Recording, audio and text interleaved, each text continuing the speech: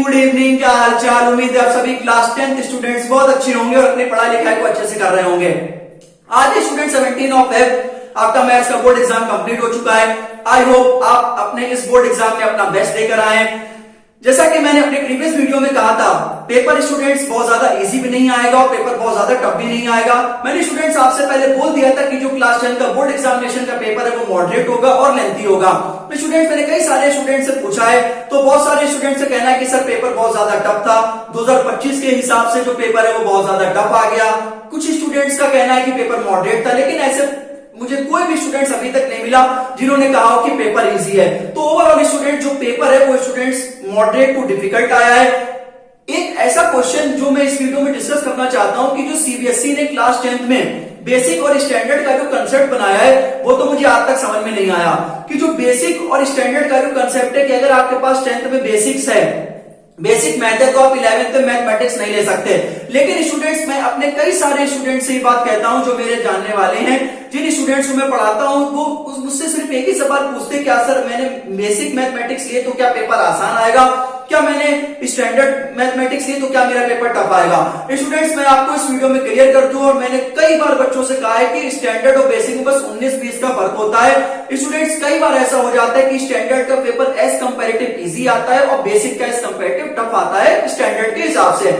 ये बिल्कुल कहना स्टूडेंट्स गलत है कि जो बेसिक अगर आपके पास है तो आपका पेपर बहुत आसान आएगा, ऐसा कुछ भी नहीं है। मैंने अपने कई सारे वीडियो में आपसे ये कहा है कि जो सेट फर्स्ट है वो थोड़ा थोड़ा, मैं ये बिल्कुल भी नहीं कह रहा कि जो सेट वन है वो बिल्कुल हलवा होता है, लेकिन सेट 3 हमेशा से जल्दीदार आता है। जिन स्टूडेंट्स के पास सेट 3 है उन स्टूडेंट्स को मुझे पता है कि वो क्या महसूस कर रहे हैं। स्टूडेंट्स, मैंने भी 2020 में अपना क्लास 12 फिजिक्स का पेपर दिया था, मेरे पास सेट 3 आया था, मेरे कान खड़े हो गए थे। स्टूडेंट्स, पेपर इतना ज्यादा टफ था 2020 में फिजिक्स का पेपर, लेकिन ओवरऑल मैंने कुछ धीरे धीरे चीजों को समझकर थोड़ा सा, मैंने कुछ ज्यादा पढ़ाई नहीं, थोड़ा सा स्टूडेंट्स पढ़ाई करते करते मेरे लगभग 75 मार्क्स आ गए थे आउट ऑफ 100। तो स्टूडेंट्स, कभी कभी ऐसा होता है कि आप अपने जीवन में बहुत मेहनत करते हैं, आप उस एग्जाम की बहुत तैयारी करते हैं, आप हर स्टूडेंट सोचता है कि मैं अपना बेस्ट देकर आऊंगा, मैं अपना बेस्ट देकर आऊंगी। तो आज भी स्टूडेंट्स आपके साथ ऐसा ही हुआ होगा। जो बॉयज हैं क्लास 10 के, जो गर्ल्स हैं, वो अपने घर से सोच के गए थे कि ये पेपर मेरा बहुत अच्छा होगा।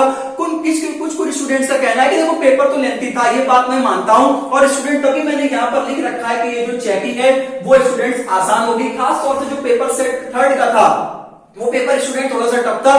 कई सारे स्टूडेंट्स कह रहे थे कि जो ट्राइंगल के कुछ क्वेश्चन से क्वेश्चन आया था और सर्किल का एक क्वेश्चन था, जिन्होंने वास्तव में हमें बताया कि मैथ क्या होती है।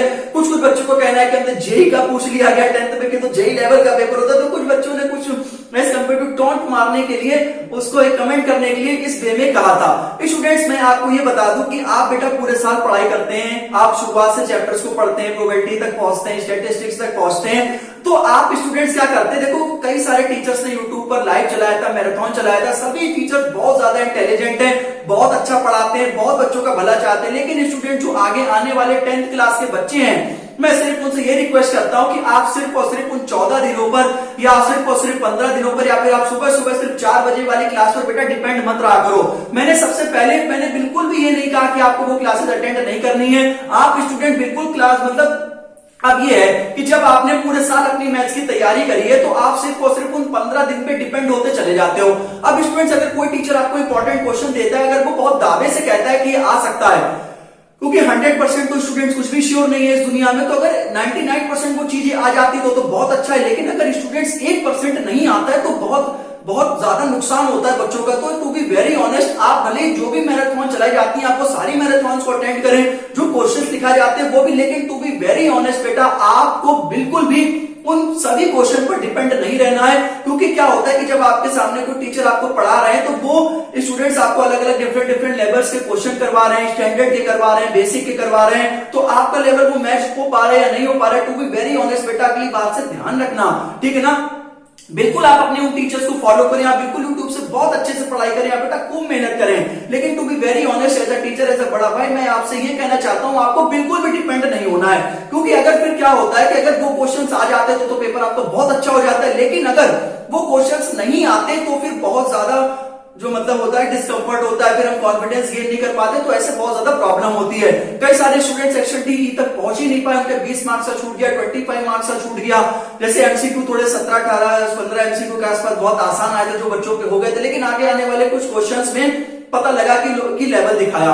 खास तौर से मैं इसी वजह से ये भी कहना चाहता हूं कि अगर आपको इसी लेवल का पेपर बनाना है तो आप क्या करें, आप थोड़ा एनसीईआरटी के लेवल को बढ़ाएं, थोड़े केस बेस उसको थोड़ा सा सिलेबस को आप थोड़ा सा रेनोवेट करें, थोड़ा सा सिलेबस को अपडेट करें, जिससे कि मैंने ये भी कहा है कई बार कि बच्चा सैंपल पेपर्स तक, बच्चा आरडी तक, बच्चा आरएस तक बच्चा पहुंच ही नहीं पाता है। बच्चा केवल और केवल एनसीईआरटी की तरफ, एनसीईआरटी बच्चे कंप्लीट नहीं कर पाते विद एग्जांपल्स के साथ, उसके बाद मतलब एमसीक्यू एनसीईआरटी एग्जाम्पल लगाते हैं। तो टू बी वेरी ऑनेस्ट बेटा, मैं सिर्फ एज अ टीचर ये कहना चाहता हूं, आपको कोई बुरा मानने वाली बात नहीं है, भले आप कमेंट सेक्शन में आप मुझसे कुछ भी कह डालें, लेकिन हमेशा से स्टूडेंट्स मैं आपका भला चाहूंगा। बस आपसे ये कहूंगा कि जो भी टीचर्स आपको पढ़ा रहे हैं, बिल्कुल टू बी वेरी ऑनेस्ट आप आंख बंद करके उनको फॉलो कीजिए। लेकिन अगर आपसे कोई ये भी कह देता है कि बस यही पढ़ लो, बस यही पढ़ लो, यही आ जाएगा, तो बस इसमें थोड़ा सा बेटा ध्यान दो। मुझे मालूम है कि उन्हें 10 साल का 20 साल का एक्सपीरियंस है पढ़ाने का, लेकिन कभी कभी चीजें बेटा हमें तो नहीं मालूम ना कि वो सीबीएसई किस माइंडसेट से पेपर बना रही है, हमें तो अपनी तैयारी खुद भी करनी है। तो मैंने क्या कहा आपसे,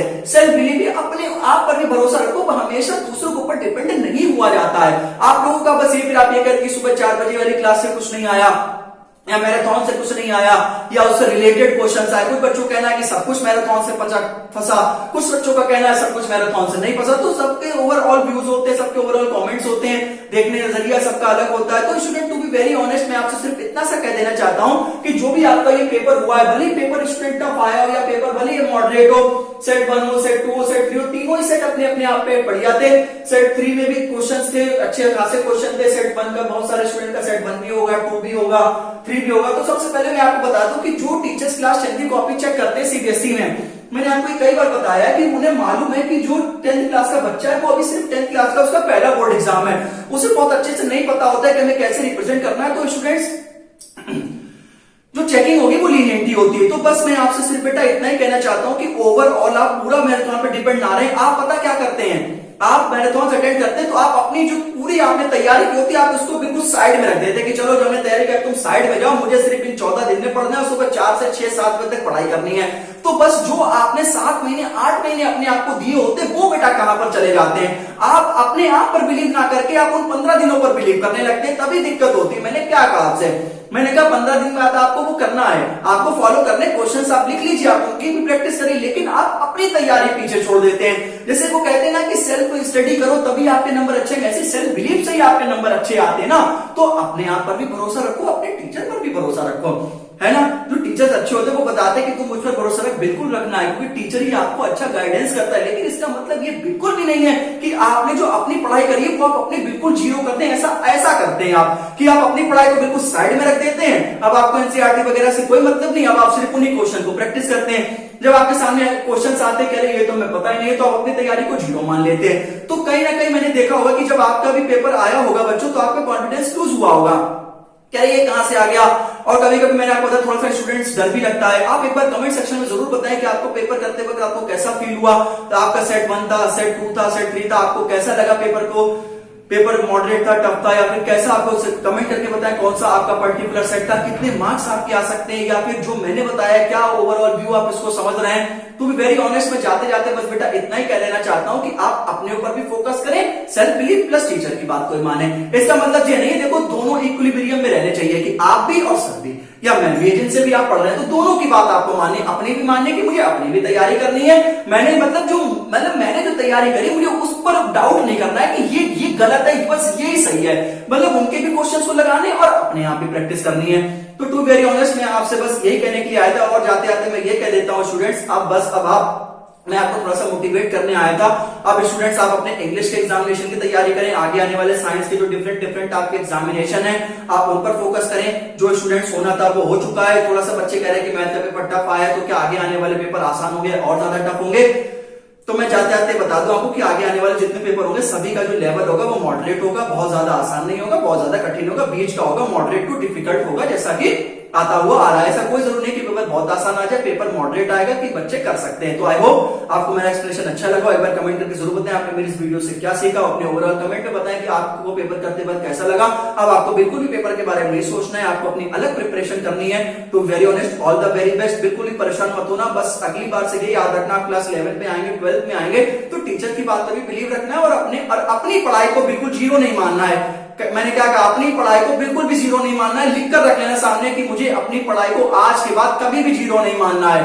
आप स्टूडेंट्स क्या करते हैं, अपने से बेहतर समझने लगते हैं दूसरों को, तो ठीक है ना, क्योंकि हम भी तो कुछ हैं। हमने जो पढ़ाई करी इसका मतलब जो हमने पढ़ाई करी वो बिल्कुल जीरो है। तो आप बिल्कुल अपनी पढ़ाई को जीरो मत समझिए, दोनों को पैदल लेके चलिए और फिर चीजें स्टूडेंट्स अच्छी होंगी। कि अगर थोड़ा सा क्वेश्चन इधर से भी आता है तो इधर उधर हो जाता है तो आप बिल्कुल पैनिक ना करें और प्रैक्टिस आप अपनी अच्छे से करते रहे। आई होप आपको मेरा मोटिवेशन अच्छा लगा हो। तो इसी प्रकार से मिलता हूं नेक्स्ट वीडियो में। ध्यान रखें, take care and good night, bye bye. अब बिल्कुल भी टेंशन ना लो, अपनी आगे की तैयारी करो, खुश रहो, मस्त रहो, अच्छे नंबर आएंगे, ठीक है। लीनियंट चेकिंग होगी, आपको मिल जाएंगे number. Okay, bye bye, thank you.